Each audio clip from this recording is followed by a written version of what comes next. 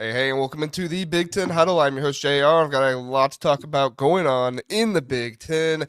We have some spring intel to get to you here first. And when I say intel, just articles that were written by other people with stuff going on in spring games. So that is our spring intel for you. We have 5 different subjects. Not every single team is in spring football right now, but there are some, and there is some news coming out of it. So, some players kind of gaining some buzz, stuff like that we do want to talk about. Maybe some unexpected things that I think are interesting. And of course, we have our trap games. I saw the that SEC podcast. You guys know that's one of the SEC podcasts that I do listen to from time to time. They did this subject. I thought it was really interesting. Thought they did a great job with it, and so I thought we could try it. See, Zach, I can say nice things about the SEC. I think they have a nice podcast. I'm growing as a person, I think. Homer. Yeah. Sorry, what? How dare I? Okay, all right. No, I think no. This growth. It's growth. You know, the SEC does do good things. They have good teams. They have good podcasts. Wow. It's not good, but Peter Burns. No. It's just, yeah, it's just not. Feinbaum. Paul. Sorry, I'm off the chain. I'm tired, man. This is you might this people are like, unsubscribe. What is this? I know they're like, guys, who is this? The SEC. Like, you guys are complimenting that. But I'm not complimenting the SEC. There is just one podcast in particular that I think does a good job of covering that conference. Yeah, they are not the SEC. It is that SEC podcast. Right. If the SEC starts endorsing them at some point and starts funding them, all ties are off. But okay, before we get, you're talking to one of the biggest Pate fans out there in Zack Guggenheim right now, Paul. Listen, first of all, he's way more jacked than Feinbaum is. Like, let's true. Let's just be real. But bald Zack. He is bald. He is bald. Paul's got a point. I think that might be where the comparison starts and ends, is the baldness. Okay. All right. Yeah. Feinbaum doesn't really have knowledge. Yeah. Pate has a lot of knowledge. He has a bias, but he has a lot of knowledge too. Well, we talked about Pate on the last show. There is some stuff that Pate puts out there that I think is entertaining, and I think he does do a good job talking. I think a solo show is incredibly difficult to do, and Pate does have a way with doing a solo show, but I cannot get by the SEC bias. So that's where I stand. Okay. Yeah, and it's fair. It's fair. All right, let's see what we got here. We got Paul here. We just brought him up. Thanks for being here, Paul. Yeah. We have Fafo Buck, F-A-F-O Buck. Thanks for being here. Should be interesting. I think he's talking about the trap games part there. So yes, we are going to get to that. Philip with the ILL, I there for you. Philip, Billy Tuesday, hi gents, OH-IO, finish that for you as well. Thanks for being here, Billy. And look at that, Doug Shepard finishing it as well with the IO. Doug, we appreciate you being here. We appreciate everybody who's here with us. We love doing the show every Sunday night, 9 o'clock, Tuesday night, 9 o'clock. And Zach, are you ready for this announcement? I'm ready. Thursday nights, 9 o'clock, me and Jeff, Big Jeff. He has been on the show before. We are going to start doing a show with Big Jeff. Now, it's just going to be me and Big Jeff, okay? Zach might fill in every now and then if we need him to, but it will be me and Big Jeff. He is going to bring, it's not going to have any news or like spring intel or anything like that. It's going to be a big overarching topic of the Big Ten every single Thursday at 9 o'clock for you all. So if you like listening to the Big Ten Huddle Sunday night, Tuesday night at 9 o'clock, you can get it on Thursday nights at 9 o'clock. This Thursday, he's going to grade every single coach in the Big Ten. So we did our rankings. Jeff is going to grade every single coach in the Big Ten. Zach, what would be your grade for one? Oh, I don't want to do Mike Locksley. I feel like we pick on him enough. How would you grade PJ Fleck? I would say solid B. Solid B. Okay. I like it. So yeah. We'll see what Jeff has to say. See, here's the thing with Jeff, and I say this as a compliment to Jeff. He actually brings metrics and data. We're just kind of like, how do I feel about this? It's more than that. I got some metrics tonight. You kidding me? I got some metrics tonight, Zach. Okay, you have metrics. Jeff has metrics. I just sit here with my tea, and I'm like, this sounds about right. So, okay. No, sometimes I bring facts into things. Yeah. No, you do. You do. All right. Well, let's get to those facts. Okay. We also have John here. Hello, John. Congratulations on your new coach, Darren DeVries. This is the football show, so we don't talk about it too much. And I did just open Twitter and saw that Malik Renew entered the portal. So, congrats. We were talking about that in DMs earlier. So, John, I'm sure you and I will be DMing again about that later on, probably tonight, while I'm editing the show and stuff like that. So, all right. You ready to get into it, Zach? Yes, I am. Let's do it. Let's do it. All right. First intel we have from spring. This came from Tom from goldenblack.com. EJ Colson and Evans Chuba, one of those two. I apologize if I'm saying it wrong. We're getting reps with the first team. Zach, this is interesting because you and I both predicted, and most other people did as well, that Malachi Singleton, the Arkansas transfer, would be the one who would win the starting job at Purdue. Now, Purdue is pretty well into their spring practices. They started about almost a week ago. I think they are 6 practices in at this point. So it's getting pretty far into spring practice for them. Tom did say that he has EJ Colson as his first team on the depth chart right now, followed by Evans Chuba. Again, I apologize if I'm saying it wrong. And then Malachi Singleton very close behind. So he didn't say that either one of these two were kind of, far and away the leader or anything like that. He still did say it's very close, but it's interesting considering what many people were predicting as Malachi Singleton to be the starter. What do you make of this, Zach? I think whenever you have guys who are outperforming the projected starter, and they're both freshmen, I think that's actually a really good sign for Purdue. Mm-hmm. Like EJ Colson, he was at UCF, didn't do a lot, but he's 6'1", 215. He has some mobility. He's a 3-star prospect coming out of college. Evans Chuba transferring in as well from Washington State. Again, neither of these guys have a ton of experience, so I think they'd be redshirt freshmen. Yes. But I think it's a good thing for Purdue that you have guys outperforming the projected starter. Yeah, no, for sure. I mean, Malachi Singleton had one game, I think it was, at Arkansas, and he performed very well. So that's kind of what people are mostly basing this on. But I mean, Evans Chuba was always kind of my dark horse to possibly win the job because of how talented John Mater. I'm terrible with last names. Mateer. With how good he was, maybe Evans Chuba was just also good. He just couldn't see the field because of Mateer and how good he was. So, I mean, to me, this always seemed like kind of a crapshoot with who would win the job here. If anybody was guessing, and it felt like it was good that most people were guessing Singleton. But as you said, Colson coming from UCF, Chuba coming from Washington State, and Singleton coming from Arkansas, none of these guys really have all that much more experience than the other ones, and they're all pretty much dual threat guys as well. Yeah. So we're going to see who Barry Odom chooses. I just hope that whoever Barry Odom chooses, he chooses them, he sticks with them, and he gets to the end of the year. Even if he's not anything, spectacular, choose your guy, go with your guy till the end of the year. You don't want a Michigan situation where you start, 3 or 4 different, was it 4? I know they started 3 different quarterbacks in the season. Yeah. So no, I think it's, especially with young quarterbacks, let them ride it out, get the experience, get them ready. For sure.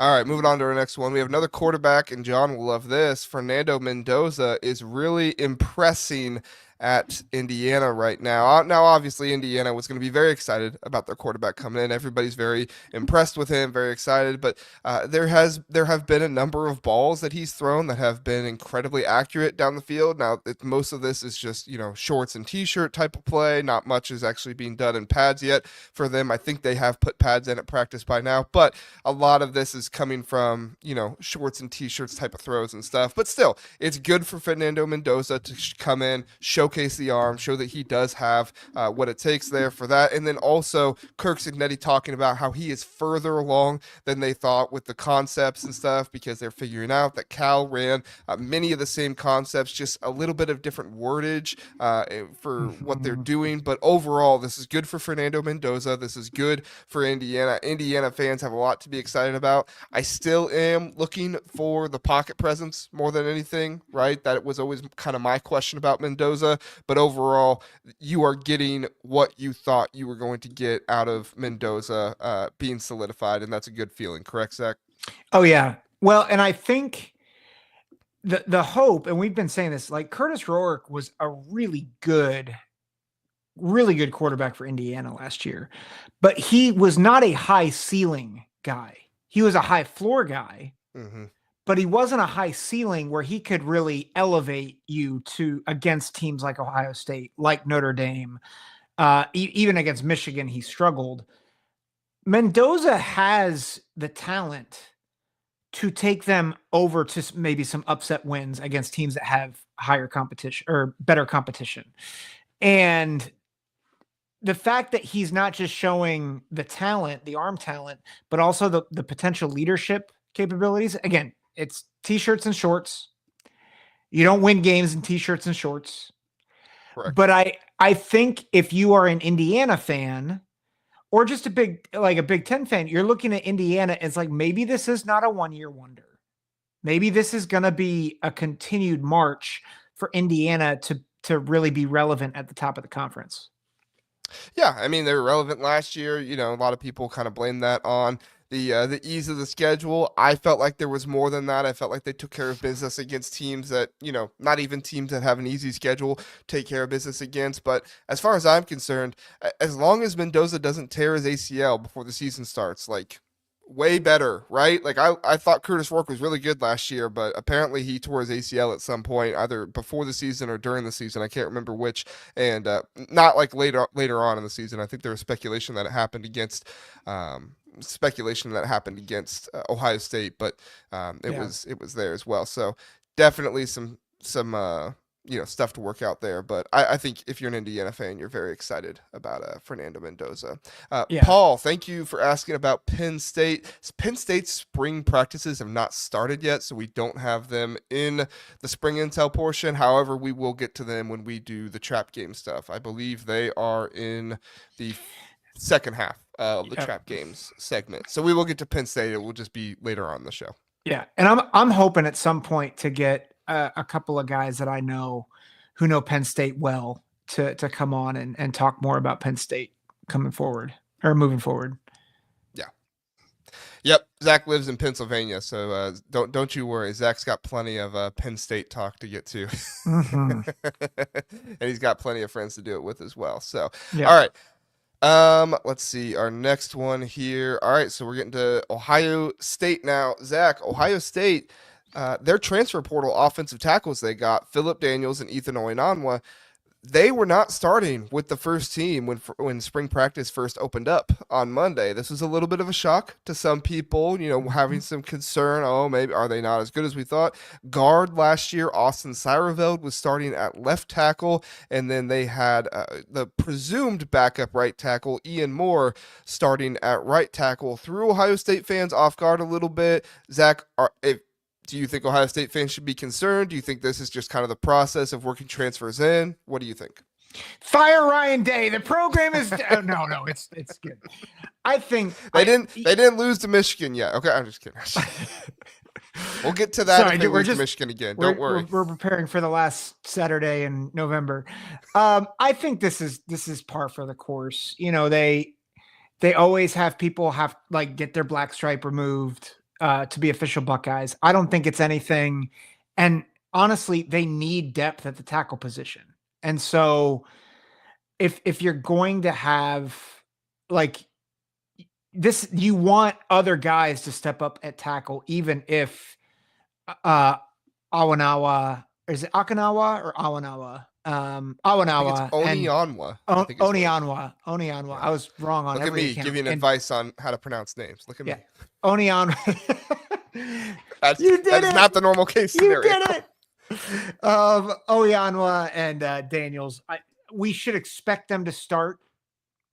Ian Moore, I think, has an outside shot over Daniels, maybe, but Oyanwa is going to start. Like, that is a definite.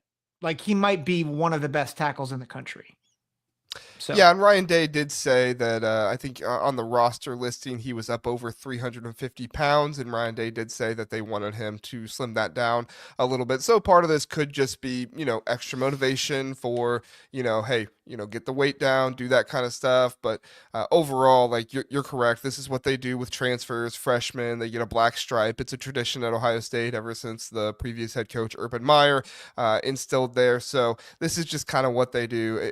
Will Howard wasn't the starter the very first time either. Yes, Billy, you were exactly correct. They always give priority to returning players, kind of make you earn your spot, right? Nobody wants to come in and just have their spot given to them, earn it. Same thing will happen with Ohio State or with Will Howard at Ohio State last year. I tend to believe that, probably after a week, maybe a week and a half, you'll see or hear about Oyanwa being the starter there. Anything else on that, Zach? Nope. I think we nailed it. All right. Nailed it. Good. All right. Will Stein, the offensive coordinator for Oregon, he vows to give Kenyon Sadiq more touches in 2025. A lot of good information out there coming about Kenyon Sadiq from Oregon. I think Oregon fans were already very excited about him, but you hear a lot of, very good reviews from Stein, from Dan Laney who said a few things. Like, there's just a lot of good information out there about Kenyon Sadiq and what he is bringing to this Oregon team. Almost sounds like he could be a leader for this Oregon team this year with how he's been, bringing himself into practice and everything else. So, I mean, if you're an Oregon fan, you got to love news like this, correct, Zach? Yeah, and I think you heard the hype a year ago. I mean, he had a Big Ten championship game, right? And now he's taken over for Terrence Ferguson, who is, I think, one of the underrated tight ends one of the more underrated tight ends in the country, right? I think the stat that you kept pushing out last year, the most yards after catch of any tight end, right? So Sadiq might be more athletic. I don't think it's a might. I think he is. And you put him in that role, blocking, getting him in space to catch, and the fact that they're replacing several pass catchers as well. I know Dakarian Moore, he's coming in. People are saying he's going to be the next Jeremiah Smith. He's not, but he's going to be really good. But you need a guy who's going to take some of the volume. And I think Sadiq is that guy. And so, I mean, I don't think it's breaking news. Like, I think it makes sense. Yeah, definitely makes sense. And the reports that we're getting out there that he put on as much as 15 pounds in the offseason. He's still running the same speed. He still has the same athleticism. Will Stein went as far to say Kenyon Sadiq is the best, is one of the best players in the country. I'm glad we've got him back. Very high praise coming from the offensive coordinator there, and definitely sounds like he's going to be a focal point of this offense, which is good because I felt like Terrence Ferguson was a bit underutilized last year. Now, after Tez Johnson got hurt, I felt like, he got utilized more after that, and that was good. But overall, I mean, they had a lot of playmakers on their offense last year, so it wasn't like he was not being thrown the ball because, and it was like somebody wasn't as good of him. There was a lot of playmakers on the offense last year.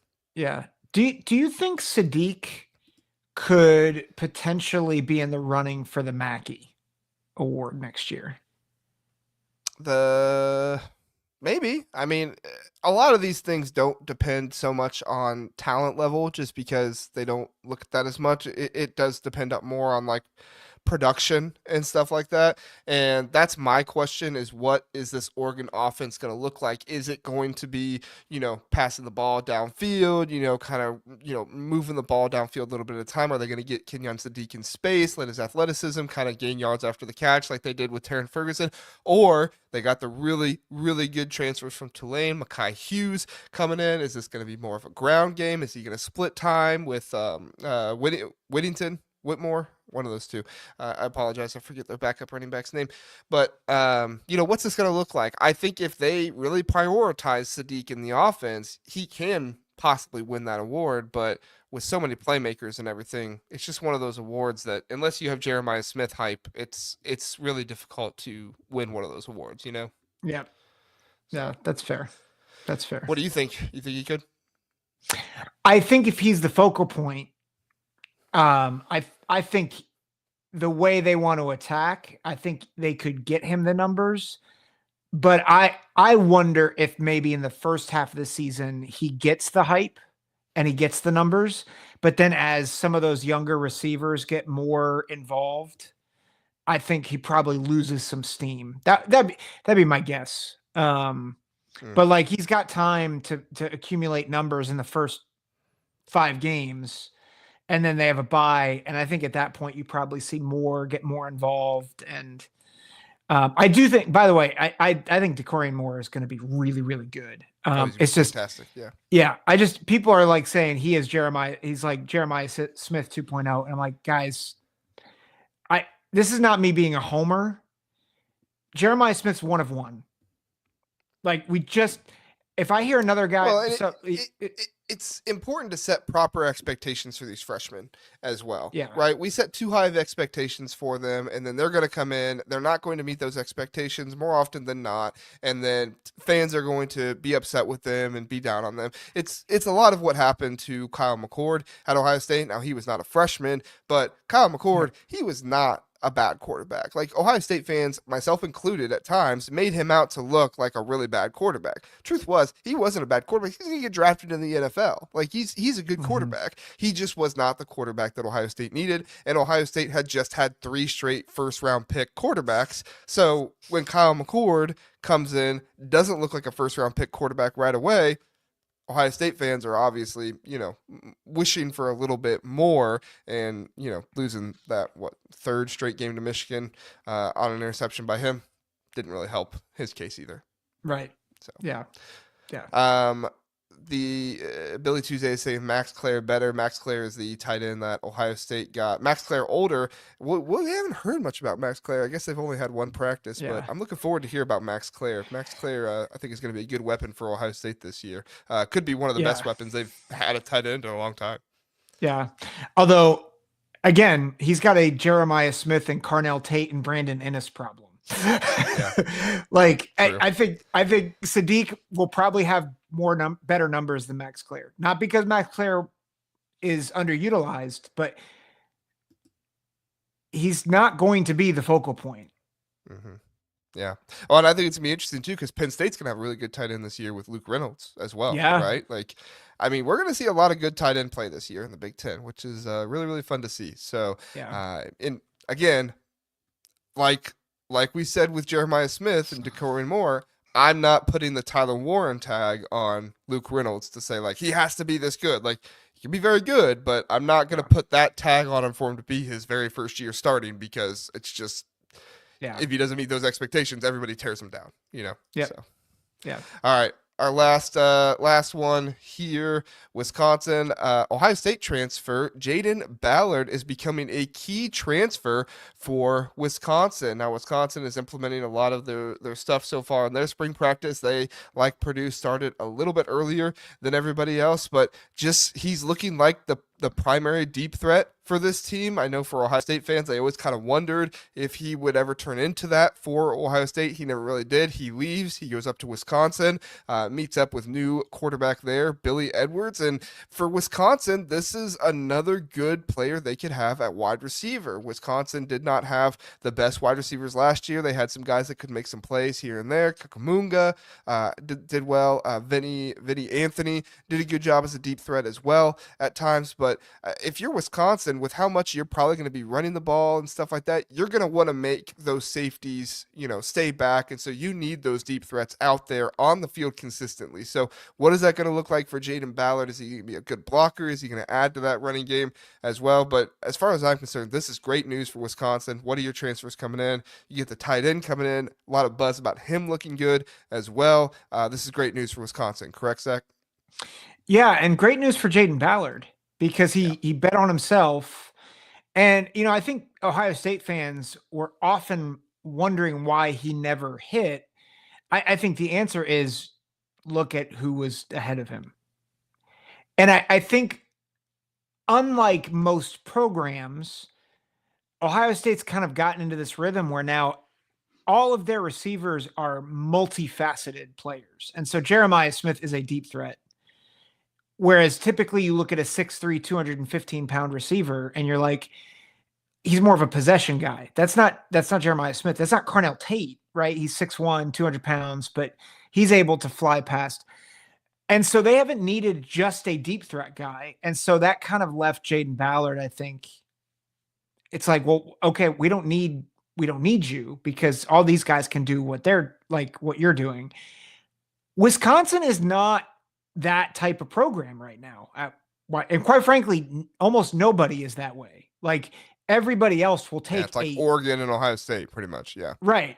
So like to have a solidified deep threat, which we knew Jayden Ballard could do, is huge because he's got track speed, right? Like he's going to run I would imagine a 4.4 under 40 and 4.3. Yeah. Yeah. And I think what he did show at Ohio State is he could track the ball fairly well. And so the fact that they have a guy that can take the top off the defense is huge because what it does is it loosens up running lanes for the running backs, loosens up things for the tight ends and slot receivers, which is they just have not had that over the past several years. And so I think it's a big deal if Ballard can be that for them. Yeah, I mean, if Ballard can be that for them, you are going to develop your tight end for kind of that short game for you. You're going to develop your quarterback to have the run game, which Billy Edwards we knew had. You're going to develop your running back to be featured in that running game, and then Ballard be the one kind of running down the field, making that defense stay honest, stretching them, every single play. I'm looking for the play action here, right? You know, lull the defense to sleep a little bit, and then just boom, hit him over the top with Jayden Ballard in. And the most important thing is that Jayden Ballard not just be a deep threat, but he's a guy who can stay on the field every single down. So that way the defense doesn't know, oh, okay, Jayden Ballard in here. We're going to pay attention to him and know that he's going deep on this one. No, let him be in there. Let him run block, do all those other things as well. So good news for Jayden Ballard. Good news for Wisconsin. Looking forward to seeing that. Look at us. We said some good news about Wisconsin, Zach. We've been accused of not being the best good newsers for Wisconsin, but here we are. Yeah. There is we have been down on Wisconsin, but there is a reality that if they can actually be more multifaceted on offense, like they get to a bowl game because of that, which is hard to believe with their schedule.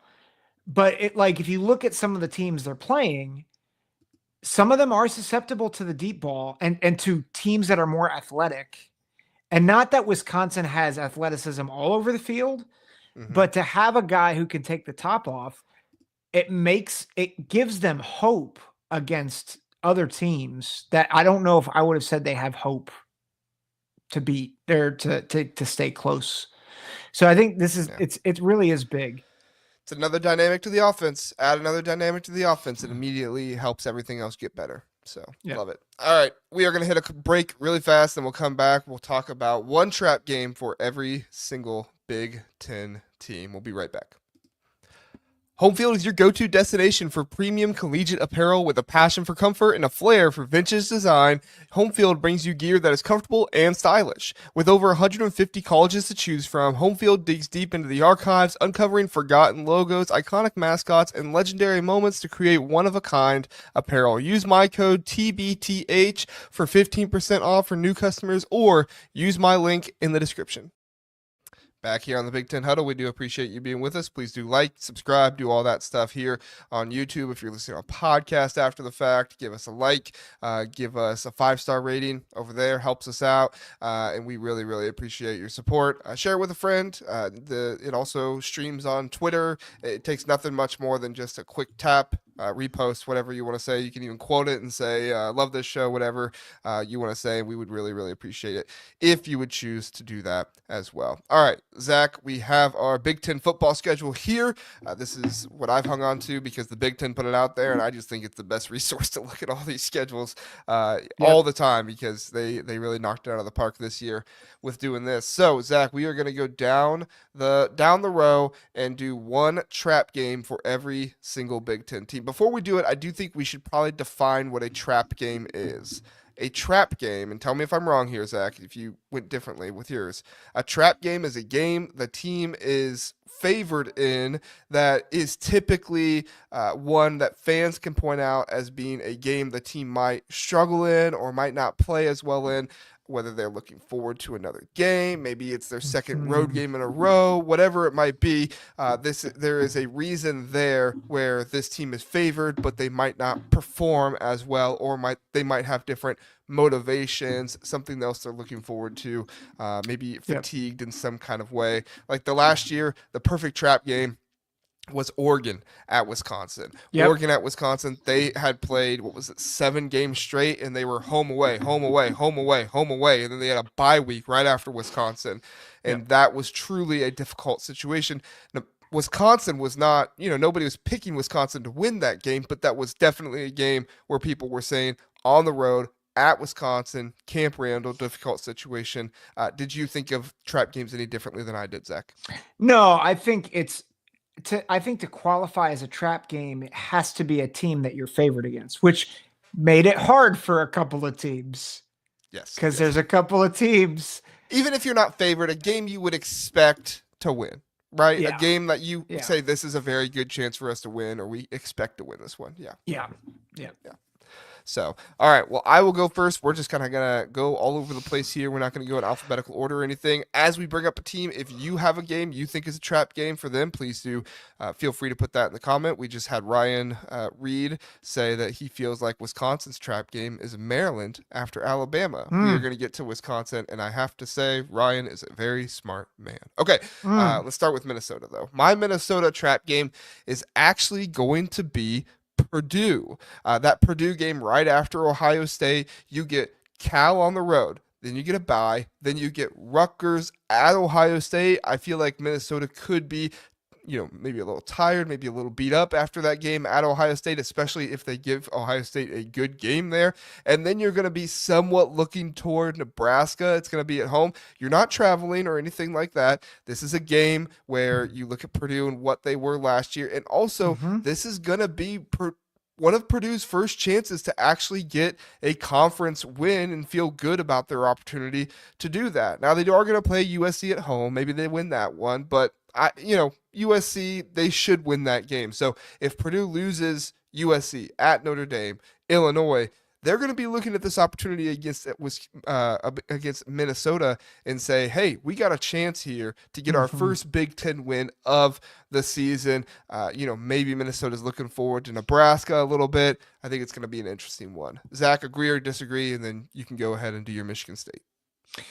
I think that's a good pick. I think one other one that is sneaky that could be a trap game is at Northwestern after going to Autzen. Good point. Yeah, but I think your Purdue thought is valid. Like they're coming back. It's at home, and we've PJ Fleck. I feel like has earned my respect, but there are still some times where you're like, how did you lose that one? And like Purdue would be one of those where you're like, you're at home. How'd you do that? And it's like, right. None of us are going to pick Minnesota to lose that game. Yeah. But if it happened, we'd be like, okay, I kind of get it. Like they're looking ahead. They just got off the Ohio State game. Yeah. For sure.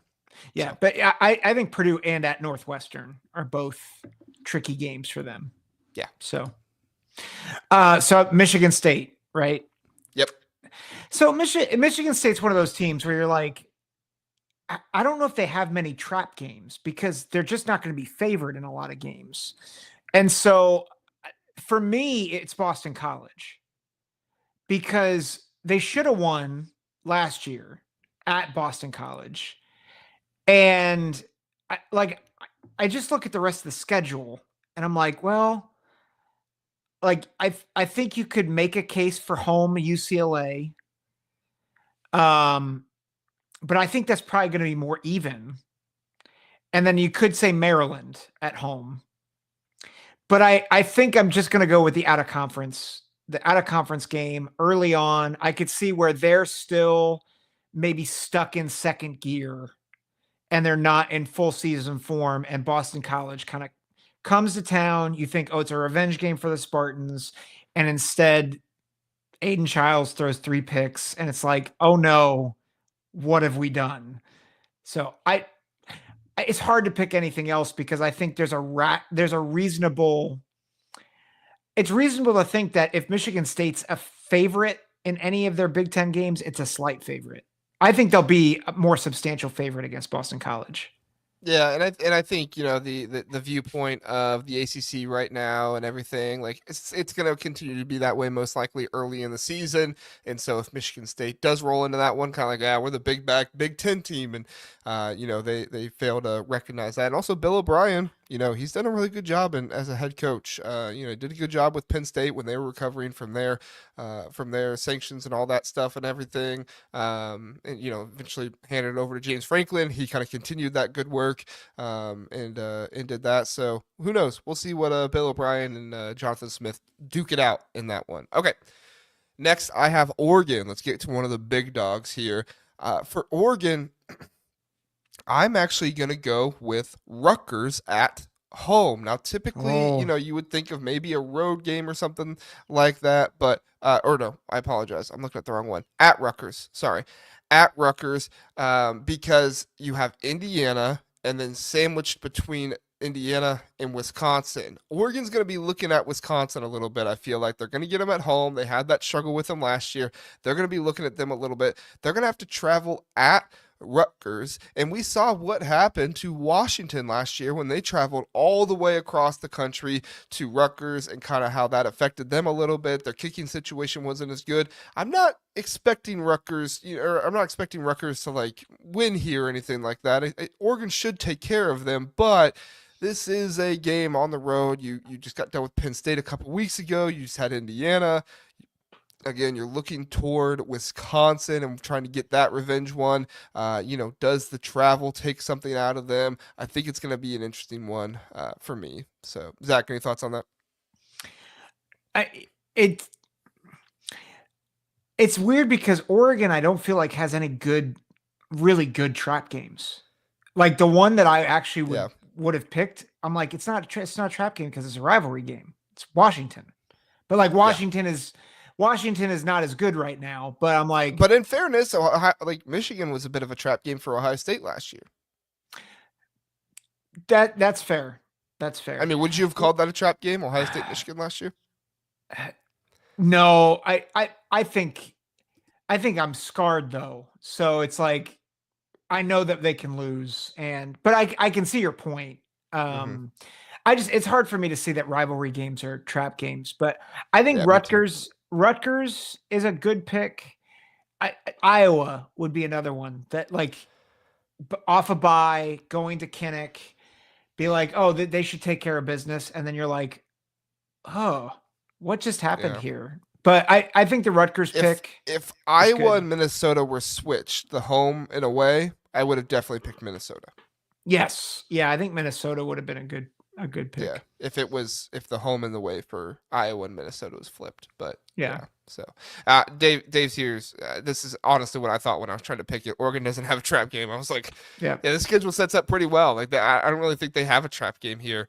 If they had a game in between at Penn State and Indiana, I would thought maybe, but you know, they've got a pretty good schedule the way it shapes up when you look at, you know, how they'll be going around the country and stuff like that. I also thought about at Northwestern, but I mean, I don't know, maybe David Braun puts the special on them or something like that. I don't know, but it's their very first road game of the year. I don't know if your very first road game of the year can be a trap game.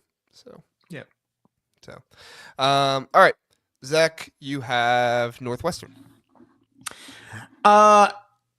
The University of Louisiana Monroe.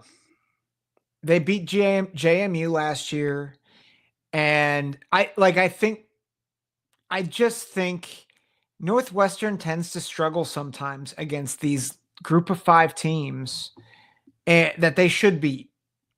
And you know, Northwestern doesn't have as much of the talent. They still should win, but ULM, who is not a great group of 5 team, but like was able to rise up, beat JMU last year. I think that could be their trap game. Again, most of their Big Ten games, they're going to be underdogs. So I've got ULM. Yeah, ULM. That sounds like one of the right ones there, especially with it being condensed kind of in the Big Ten schedule there. Maybe looking toward at Penn State a little bit. So yeah, I like that. Okay. Next, I have USC. For me, USC. This one was another one to kind of be difficult to look at because you kind of have some games sandwiched in between each other. I thought maybe Michigan State, but that one's at home, and I thought maybe not. And then I was thinking maybe you look at Nebraska, but that's coming off of a bye. I don't think so. I'm going to take another one here at home. I'm going to take Iowa right before Oregon. You go against Nebraska. Maybe you beat up on a Northwestern team at home. Maybe you're feeling good about yourself. Who knows? Maybe they have some momentum at that point. You're looking forward to at Oregon and kind of what that's going to entail. And then maybe Iowa comes in there and takes it to them. I'm not even positive that USC will be favored over Iowa. I do think that Iowa has a difficult schedule this year. So maybe even if they're not favored over them, maybe people will be picking USC a lot to win that game. But the way I look at it, they're going to be looking toward Oregon. They're going to be probably feeling good about themselves that they beat up on Northwestern that game before, and they could find themselves in a precarious situation late in the game versus Iowa. Yeah. The last time Iowa and USC played, it was in California. Iowa won 49-24. Wow. When's the last time Iowa scored over 40? What year was that? It was 2019. Nah, they scored over 40 against Ohio State, didn't they? 2017. That was 2017. Yeah, but you said okay, yeah, okay. Yeah. All right, yeah. You're right. Yeah. Don't bring that game up again. But yeah, they beat USC 49-24 the last time they played. I think that's a great pick. That's a great pick. Thank you. Tried really hard on that one. Yeah. Yeah. All right, Zach. Probably the most difficult trap game to choose. Purdue. Ball State. The very first game. Okay. Yeah, like you're in state. You have a lot of hype with Barry Odom.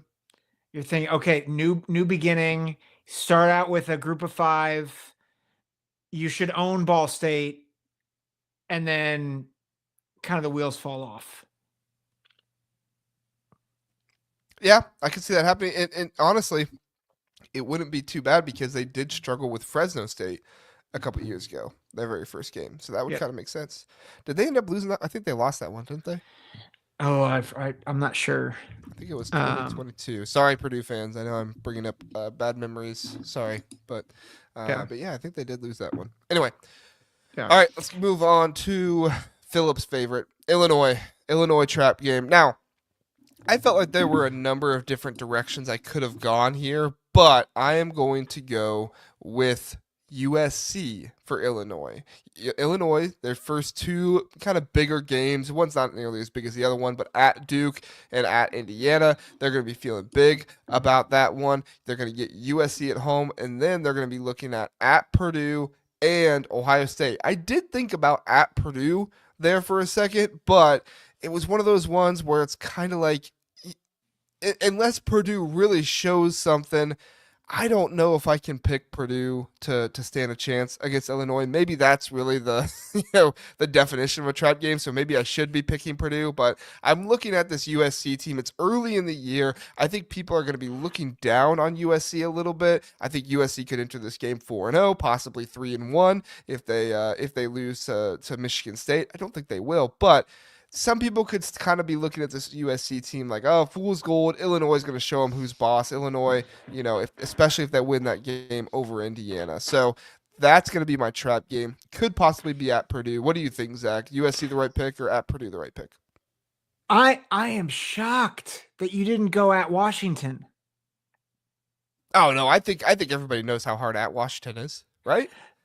Yeah, but they haven't lost in like 3 years at home. Okay. I would have. I mean, unless they lose to Ohio. Well, I guess they'll. They play Ohio State before that, so that record might not be intact by then. But yeah, go ahead. Sorry. No. I mean, I think SC is a good pick. I saw there are some road environments where I'm like, that's tricky, and I think Illinois is better than Washington. So, but maybe that's just how That's just how I think. But no, I think SC is a good pick. I think your instinct of not picking Purdue was the right one. Okay.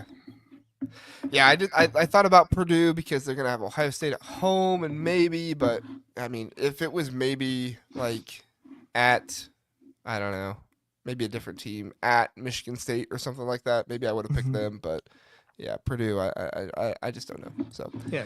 All right.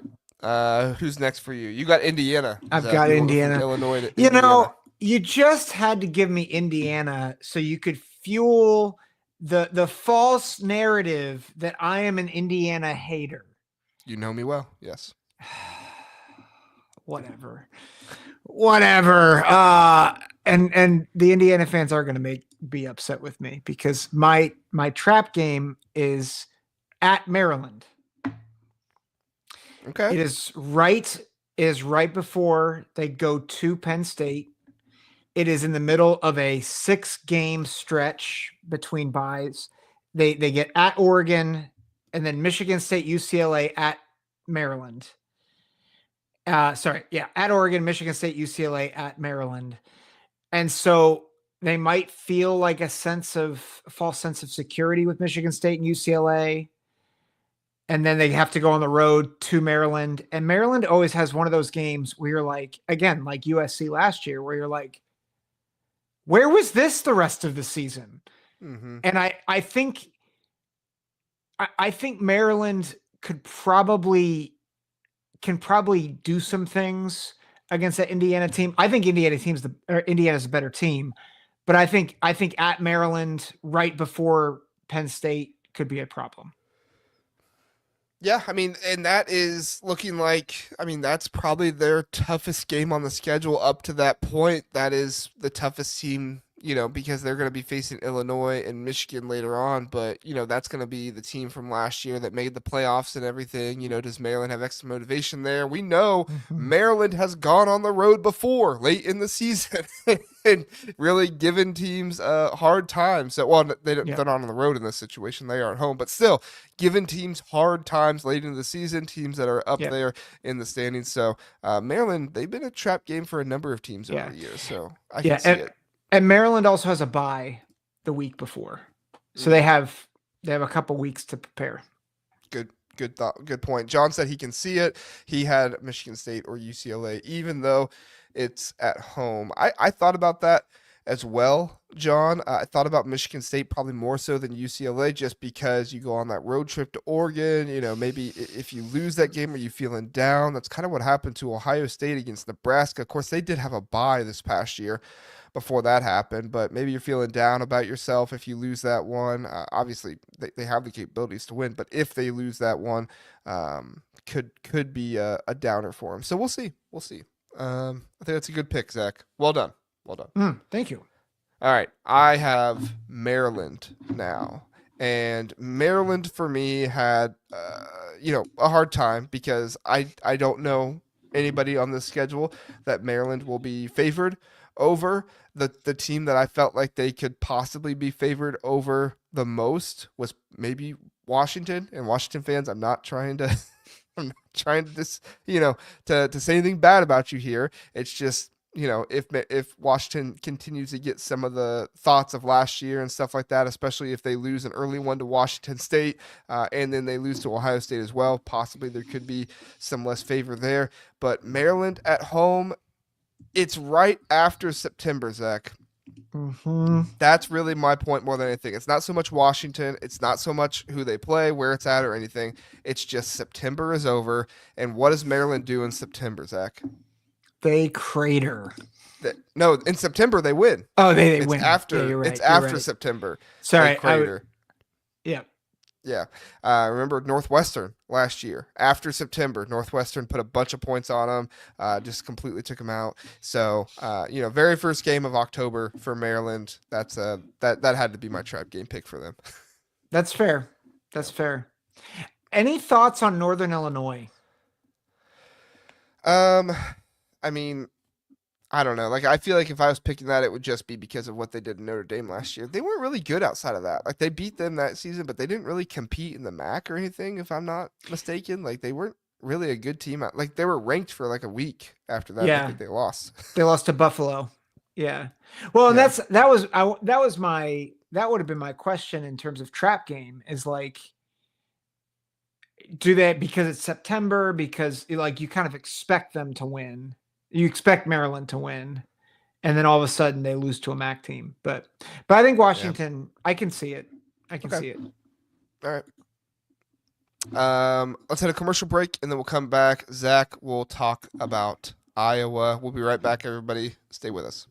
The Big Ten Huddle is brought to you by the College Huddle, the largest fan-led college sports podcast community on the internet. With contributors from 70 different schools, you will get in all kinds of analysis from all over the country. Go visit thecollegehuddle.com to find your team and read articles from all across so many fans and contributors. The College Huddle is fan-made, fan-driven, and fan-fueled. Back here on the Big Ten Huddle, we appreciate you being with us. Please do listen to the podcast after the fact. If you do not get to listen on the live show, do not fear. The podcast is always there for you. Spotify, Apple, Amazon Music, all those different places. If there's a podcast place, we are most likely on it. We appreciate you listening. All right, Zach, you are first up here with Iowa. I have at Rutgers as the trap, and I think they have Albany, so easy win. At Iowa State, toss up. Then they have UMass, easy win. And then right after Rutgers, they have the big game against Indiana. And so I wonder if there's a false sense of security where you're like, oh, like UMass and then Rutgers. Because again, while Rutgers has been doing better, it's hard to see Rutgers as a good team. And I could see them having to go on the road before Indiana. I could see that being a trap game. And I could see Rutgers winning that game. Yeah, I mean, early on in the season, Greg Schiano, it seems healthy. Is Iowa still getting maybe some quarterback stuff put together? What happens against Iowa State? That could be a really good pick for a trap game. So good pick on you there, Zach. Thank you, sir. All right, next one, Ohio State. I'm going to need some help with this one, Zach, okay? I am undecided at this point, and I recognize going into a podcast I should have like everything figured out, but I wanted to talk about this one with you. Ohio State plays 3 games. They play Texas, Grambling State. Somebody said that was Georgia to me. I laughed. It's not. It's Grambling State. They just have a different color logo. And Ohio University. Then they get a bye. Then they get to face Washington at Washington. Now, I'm under the impression that Ohio State will understand that Washington is good at home. They, will not lose a home game up until that point. They get Colorado. They get whatever logo that is, some FCS team on their schedule. They'll go at Washington State, and then they'll come back home. I think Ohio State, I think there will be stuff made about how much Washington has won at home and their record and everything like that. So I think Ohio State will be aware of that. So I don't think it's Washington, but I could entertain that argument. Another one I have is at Wisconsin. You go to Illinois, and then from Illinois, you have to go to Wisconsin. What happened at Wisconsin a couple years ago? Ohio State, they had Devin Brown hurt. They also had Kyle McCord get hurt in that game. They found themselves in much more of a fist fight in that one than they thought before. So it's kind of like what happened to Oregon last year a little bit. But that is 3 road games in 4 weeks for Ohio State. That's probably where I'm leaning, is at Wisconsin. But I wonder, Minnesota as well. If Ohio State is taking that at Washington seriously, if they're looking ahead to at Illinois and how tough that's going to be, and recognizing at Wisconsin is coming up as well, could Ohio State find themselves in trouble at home against Minnesota? Like we've said, PJ Fleck has given teams better games than some people have thought before. Ohio State fans, I agree. Ohio State should win that game, but that's also part of the reason why I feel like it could be a trap game. In addition to that, Minnesota is just going to be coming off a home game against Rutgers. Could they win that one? Maybe be feeling good about themselves going on the road against Ohio State. It's interesting to me. I want to know your thoughts, though, Zach. Which one do you think is the trap game, at Washington, at Wisconsin, or home against Minnesota? Yeah. So my hot take is that Ohio State will lose one of those games in that 4-game stretch. Oh, okay. Like I think, especially with the inexperience and with all the travel, I think that's actually going to be really tough for them. So I think you're in the ballpark with all three of But those. do they know that it's such a tough stretch and none of them will be a trap game? I mean, they might know it's a trap game and it doesn't matter. Yeah. The issue is sometimes trap games, you're aware. Like, really good example of this is I think Urban Meyer was aware that Iowa was going to be a trap game after Penn State. Didn't stop JT Barrett from throwing 4 picks. That's true. That's true. Sometimes the thing about trap games is you prepare for them and you think you've avoided the trap, and yet you actually just step right into it. And so I think that's possible here. And I'd even throw Illinois there, because while Illinois, I think everybody's going to be a top 15 team, or thinks they're a top 15 team going into the season. People expect Ohio State to win. Like, everybody's talking about Ohio State beating Illinois. Right. All that to say, I'm with you that I actually lean Wisconsin. Because you have the bye week to prep for Washington, although that brings its own issues. I think being at home with Minnesota helps. I think they're aware of Illinois, but then after 3 weeks and 2 weeks of travel, you got to walk into Camp Randall, and nobody's thinking about Camp Randall right now. Right. Especially being the 3rd road game in 4 weeks. Yeah. Yeah. Yeah. So yeah, I agree. I think at Wisconsin is the trap game there. I also think the Luke Fickell factor, right? In that possibility there. Wisconsin knowing they need a big win. If Wisconsin loses that game to Maryland, like we talked about with Ryan and his comment, we'll talk about that here in just a minute. If they lose that game against Maryland, Wisconsin's entering that game 2-2, and the fan base is going crazy after Luke Fickell, right? Mm-hmm. Well, they don't enter that game because they have Michigan and Iowa next. If Wisconsin might be 2-4, 2-4, 3-3 going into that one, does Luke Fickell just like throw his hands up in the air and say, just throw the kitchen sink at him? We have to win this game, right? Yeah. It could be. So, yep. All right, I'm going at Wisconsin there. So good analysis there, Zach. Okay, Zach, Michigan, your trap game for them. There's irony here, because I have Wisconsin at home for Michigan. And again, I think part of it is that Michigan, we don't know how good Michigan's going to be. So, I think they're better than Oklahoma, but I'm not sure that that's a trap game. I think they're better than Nebraska, but I don't think that's a trap game. I think Michigan's better, but they're not so much better that I'm I don't so same thing with SC. Michigan State's a rivalry game. So I thought about Northwestern, but I went with Wisconsin because it's coming off a bye. I could see maybe there's some hype, say Bryce Underwood gets rolling in the first 4 games. And you're like, oh my gosh, they have the dude. And then Fickell, being a defensive guy, finds a way to frustrate him.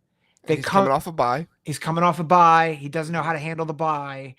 And they're just a little slow, and Wisconsin could spring the upset. Interesting. I would have went with at Maryland before Ohio State, because it seems like anytime Ohio State and Michigan play Maryland before they play each other, they always play struggle, right? Yeah. No, that's not a bad pick too. But no, I see what you're saying about Wisconsin. I like the pick. I also thought about maybe at Oklahoma.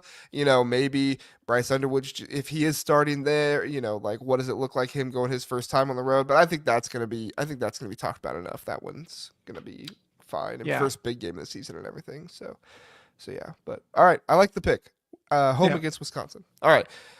Next is Wisconsin who I am going to agree with Ryan. My pick for Wisconsin is going to be home against Maryland. You're getting ready to go into a bye week. You just got done with Alabama, right? You're going to be thinking, oh, okay, this is a win we can get, right? Like, okay, let's get ourselves to 3-1, get into the bye week. It's really going to help us going to Michigan next time, yada, yada, yada. And then, bam, Mike Locksley just comes in because guess when that game is, Zach? Guess when it is? September. It's in September. All right. So you have to watch out for Mike Locksley in September. The guy is a maestro. He is something crazy. I had the record pulled up here. He is 23-13 against FBS teams in September. 23-13. That's very respectable, especially for Mike Locksley, who, when it gets to October, it's just like, but still in September, that is when it's going on for Mike Locksley. So can he keep that going? Can he keep that rolling? I don't know if he can. I still think that's a big deal. I would rather this be a road game pick for the trap game, but I definitely agree with Ryan. Home against Maryland is my trap game. Nice. Speaking of all this Wisconsin talk, Doug Shepard is going to the Wisconsin game for Ohio State. Doug. Going to Camp Randall. Very cool. Have fun, man. Yeah. That's gonna be awesome. My question, when you go, do you participate in the jumping around or do you not jump around? I think you have to participate, right? Yeah, I mean, the Ohio State players, I think a lot of opposing players do it. So if the players are doing it, the fans definitely got to do it. Okay. All right. Just making sure. Yeah. Because like the wave at Iowa, you have to. Otherwise, you're just a jerk, Yeah. But you could refuse at Wisconsin because you're like, well, I'm not going to jump and help you, Yeah. But I see what you're saying. Is it the Bucky report? Is that the one that Rajiv is on? Rajiv and Justin. You need to DM those guys and ask the best food spots in Wisconsin. I had a conversation with Rajiv a while back, and we talked about food spots. Make sure Rajiv knows his stuff. Yeah, make sure you get some good grub there. He knows his Wisconsin football. He knows his Wisconsin grub. There you go. Love it. All right, Zach, who you got next? You got Nebraska. Who's Nebraska's trap game here, Zach? Nebraska. So very similar logic to my Michigan pick. It's a home game, but Sparty is a little tricky, especially after a bye. You play Michigan, say Nebraska beats Michigan, and then they have a bye, and it's like, well, we beat Big Brother. We can deal with Little Brother. And then Aiden Childs throws for 3 bills and upsets the Huskers at home. So probably with a 3-point win, which would drive everybody nuts. Yeah. I like that one. I thought about possibly at UCLA for them as well. Maybe. I think that's a good one. 2 road games in a row, but I do like that one, especially if you're looking forward to the road games you have in Maryland and Minnesota, stuff like that. And maybe you're feeling good about yourself if you do beat Michigan, and you're like, oh, we beat Big Brother. We can beat, Little Brother, stuff like that. All right. Actually, I am going to do the same thing as you did, Zach, with mine, which is Penn State. And Penn State, for me, their trap game is going to be at Michigan State. Now, I thought about at Rutgers, but I figured last game of the season, like that did happen with Minnesota last year. So I thought there's no way Penn State's going to fall for that again, right? Like they are not going to fall for last game of the season on the road last year like they did. And actually, the Penn State-Michigan State rivalry, they do have a trophy. So, it is technically a rivalry. So, maybe Michigan State, they're coming off a bye before that one as well. You just get done with at Ohio State and then Indiana. You've just, given all of this energy for those 2 games. And then you come to East Lansing, go against Michigan State. What happened when Iowa went to East Lansing? Right? Last year, they were kind of a trap game for them a little bit. So that was interesting. And I think that Michigan State could play spoiler for, a good, maybe not good like play spoiler as in they win, but give them a much better game, similar to how Minnesota did last year. So Yeah. Paul is saying UCLA for him. UCLA is a good pick as well, coming right off of Oregon. You get the home game against Oregon. That could be the whiteout, but yeah, that's probably a noon game, isn't it? They're not going to let that not be the white, right? That would, I mean, that, yeah, it's probably gonna be a noon game, which would, Yeah, because they're going to make Ohio State Washington the night game that time. Yeah, it would suck for Oregon because that's like a 9 a.m. start time for them. That is, which is another reason why Penn State is going to be. It goes against Jed Fish's rule. It goes against Jed Fish's rule. Yeah, yeah. If Dan Lanning had talked about it, I would have been like, yeah, like absolutely talk your talk, man. Jed Fish doesn't have the right to talk yet. He needs to. Sorry, that's from another episode. So. No, but I do think that's a good point there, Paul. The road game for UCLA could definitely be one there. If that bye game there did not hit right before Ohio State, you could say possibly Iowa there, but I think going into a bye and then they have that bye before Ohio State, I think that's going to limit that. Yeah. Ironically, I think historically Penn State has done better on the road against Iowa than at home. Not 2 years ago, but yes, maybe other than that. Because 2 years ago, didn't they beat them like 31-0 or something? Oh yeah, well at home, yeah. But in general, but yes, in general, I see what they've done better. They've done better away than at home. But interesting. Yeah. Paul says making Oregon have to play at noon at Penn State would be messed up.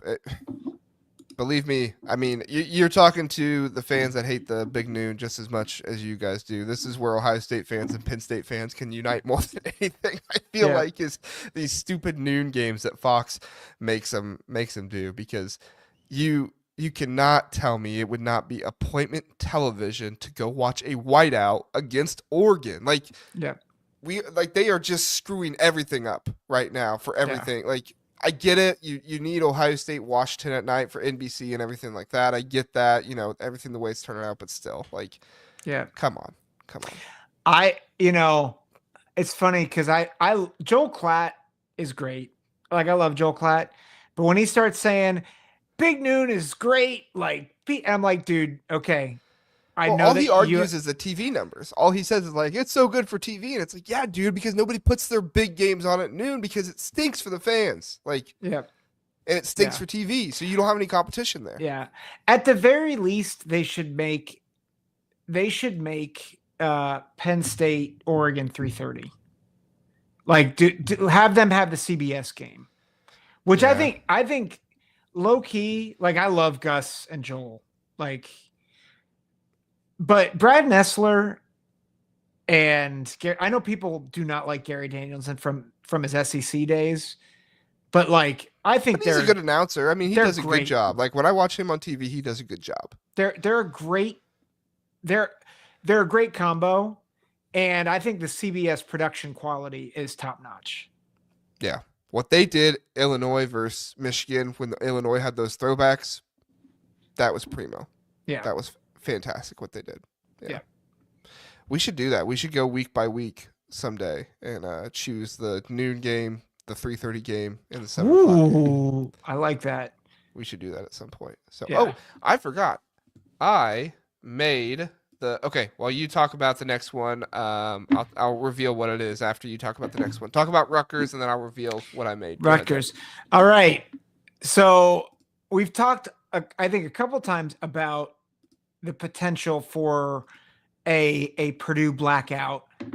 I think it happens to Rutgers, or I think it could happen to Rutgers. They go to Ross-Ade after playing at Washington and home against Oregon.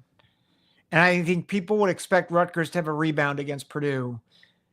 But especially if it's a night game, and say it's a Friday night game at Ross-Ade, I think the spoiler makers rise. Say a few more things. Hold on. The spoiler makers are going to rise. It's going to be great. Barry Odom's going to get a win over Rutgers. I don't know if that's true, but I think, and then I think that's the only one that you could really say is them in Maryland, I think you could say are trap games. I think everybody else will be favored against Rutgers. So that's my Okay, I'm that's ready. my pick. Okay, excellent Okay. job. Thank you for filibustering there. Yeah. All right, Zach, excellent pick. I listened to some of that, but I was mostly trying to make this comment here. I have made the Google form sheet for seeding the Big Ten coaches in our wrestling bracket. Oh So my all you gosh. do is go there and you will rate the coaches one by one, 1 to 5, and you will rate them to see, are they a good wrestler or are they a bad wrestler. If you've not been here when Zach and I talk about this, Zach and I are going to do a bracket for the best Big Ten coach wrestler, and we need to make it into a bracket. So we need seeding. Zach and I don't want to make the seeding because if we make the seeding, we're just going to pick the number 1 seed. But we want you guys to make the seeding. So you guys make the seeding. We'll put it into a bracket. We will talk about it. We'll pick the entire thing on one show, and then after we'll get like you guys' thoughts and everything, and then after we do that, we'll post it on social media and everything, and everybody will tell us how wrong we are, and that Luke Fickle would beat Brett Bielema, and that James Franklin is actually a crazy-eyed dude who could actually tear apart Jed Fish or something. I don't know, something like that. So, Yes. Please go to the link. Maybe not right now. Like, don't do it right now if you're not going to listen to the show anymore. But go to the link later on. I'm going to post this on Twitter and all that stuff as well. So please do go. Once we get enough votes, we will put together the bracket, make it. We'll try to bring Dylan or Eric or somebody on for that episode. That'll be a fun one. Yes. So. This may be like your magnum opus, like your finest. We may never do a better episode of podcasting than this one. Yes. It also may never be longer. Wow. Yeah, that's true. Like Philip's asking for the 3-hour episodes. This is probably when you're going to get it, Philip. Yes. You know what? We might even need to bring Kent on for this one. Just like start at 8 o'clock at night. Oh my gosh. Yes. Yes. And have Kent, Eric, Dylan, all of us just going crazy. This might be the greatest episode of all time. Yes, it will be. Or at least the most ridiculous one. Or the worst, possibly. Somebody's gonna listen to it and be like, I thought I was listening to Big Ten football analysis. Yep. I mean, it's analysis. Well, yeah. Of something. All right. Oh man. Let's see. Max is saying week 7, who gets big noon? Okay, this is a really interesting question. Let's talk about this really fast, and then we'll do our last 2 teams, Zach. Week 7, you have Indiana, Oregon, Ohio State, Illinois, Michigan, USC. That is really, really interesting. I think, let's see, the Michigan USC, that's at USC. I think that's probably the night game, right? Or is it? Or Indiana at Oregon. Oh, Indiana at Oregon, too. I think USC Michigan's probably 3:30. CBS loves Michigan. Yeah.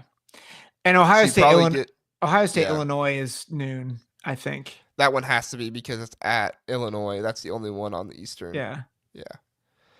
Yeah. So that's a really good. Thanks for bringing that up, Max. That's a really good discussion to have there. I could see the other potential there. It would drive people nuts, but you could have like a Peacock situation where you have a like Indiana at Oregon on Peacock. Yeah. And then also Penn State or not. No, that probably won't be it. That won't be it. So you're not going to get Penn State. What would that be? Penn State, UCLA, Penn State North. Yeah, no, not that you're one. Not gonna get that's not what I was thinking. I forget which one.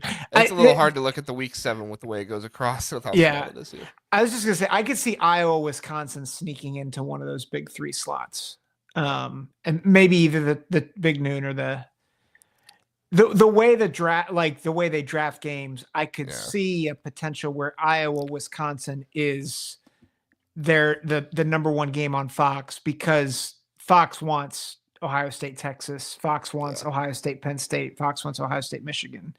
Yeah.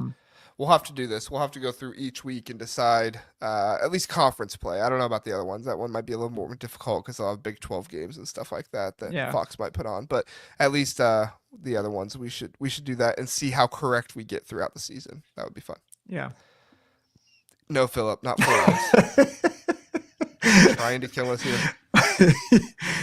I mean, not tonight. Man. Maybe with the wrestling episode. Who knows? That one could just go crazy. Yeah. I'm gonna call off of work. I'm just gonna take a vacation day the next day and be like, I'm gonna make my family leave the house and just be like, I can't. I'm just kidding. All right, let's get back to football, Zach. Seriousness. Okay. Seriousness. Yeah, we gotta be serious now. Washington. All right, Washington. I think Washington at Maryland. All right, give me a second, okay? Ohio State, Washington, early, like that's going to be a big game for them. They're going to have just had Washington State before that on the road. I mean, that's two big games beforehand. Then you travel to Maryland after that. Zach, what if this is the opportunity for Mike Locksley to fix his October mistakes and come in and win a game in October when everybody's counting him out? We're going to be making a big deal about how Mike Locksley can't win in October and everything. What is that? When he plays, well, actually, he doesn't even play. Like, that's going to be his first game in October. We're going to make it a big deal. He can't win in October.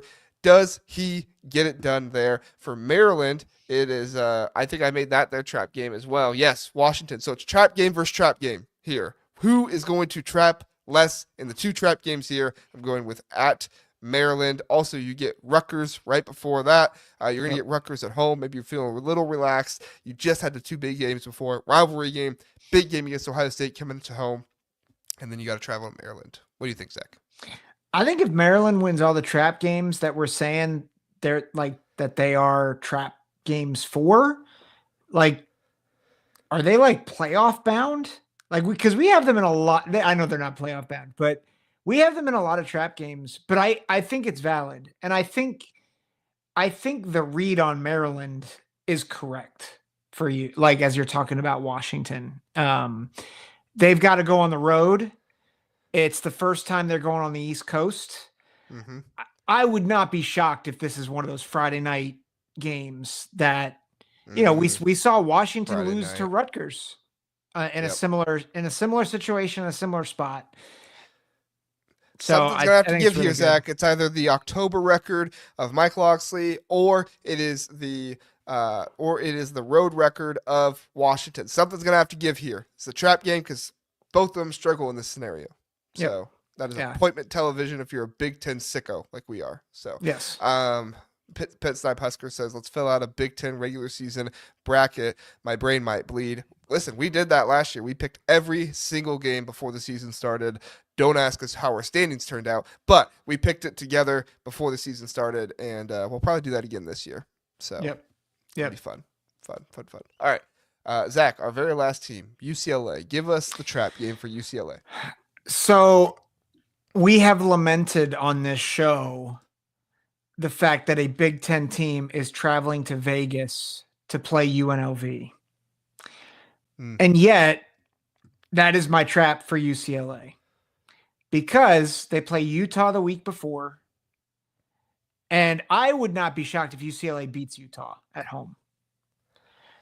And then they might be feeling themselves a little bit. Yeah. Or they might be down on themselves a little bit because they lost to Utah. And either way. Well, that season opener last year at Hawaii was like a trap game for UCLA. Because they traveled to Hawaii. Yeah, and so Las Vegas is not Hawaii, but I just think that, like, yes, Barry Odom is coming over from UNLV, roster turnover, whatnot, but I could see people thinking, well, UNLV is not the same team as a year ago, UCLA should be fine, and then instead they get beat. Yeah, I think that's a good pick. I like it. Anything else on trap games here before we get out of here, Zach? No, this is a fun exercise. This was a fun exercise. I'm glad I didn't do every team. That would have been a lot of work to do every team. Yeah. So I'm glad you and I split it up. Yeah, that's good. All right. Well, Zach, anything else we want to tell the people about before we get out of here? Thursday night, pay attention. Me and Jeff coming on 9:00. Do you have a person for next Monday? I think we have Westlot Pirates. Sweet. But I dropped the ball a little bit. So we'll hopefully we'll have somebody. Okay. Hopefully we'll have somebody. If not, I'll revert to my old Big Ten football talk days and do a show myself. Wow. I don't know There if you I go. want to do that. Maybe you don't want that. I don't care what you do, but I will laugh if you have to. You And then you should go care back what to your old days. You should care what I do on your channel. Oh man. Well, you're not allowed to look. You're not allowed to go live, so I watch everything before you put it on there. Oh, okay, that's fair. That's fair. All right, Yeah. everybody. We appreciate you being here. Zach, thank you so much for coming on. Please do come back Thursday night for me and Big Jeff. Also, follow the Big Ten Huddle on Twitter, putting out a lot of information right now about basketball and everything else. The transfer portal just opened, so if you are into basketball at all, if you're wondering what's going on, just, not so much my information all the time. Some of it's my information, but some of it is also stuff from other people. And so, highlighting their work and how good of a job they do, and trying to also keep people informed on what's going on in the Big Ten. So we really appreciate you watching, really appreciate you listening, whether you're on the podcast or whether you're listening live. We really appreciate it. Doug says bring the casual on. We do need to bring Bro Casual, the casual on once again. He was recovering from his Big Ten tournament trip this last week, and we didn't do a Power Rankings episode Monday. So we'll bring Casual on at some point whenever he can pencil us in. Yeah, he needs to be on for the wrestling episode. Oh yeah. We'll make sure we have that happen. If you want the wrestling episode sooner rather than later, fill out the link, because we do need to make sure we have proper seating. I don't want just like 2 people to fill out the link and then like nothing happens. So go through, fill it out. Even if you're like, don't spend a whole bunch of time on it, just fill it out. I'll put it in the chat one more time for everybody, so that way you have it there after the episode is over. So copy, bring it over here, paste. There you go. No excuses. All right, everybody. We appreciate it. I'll put it in the YouTube description when we're done as well. So we appreciate it, everybody. Have a good one. See you next time.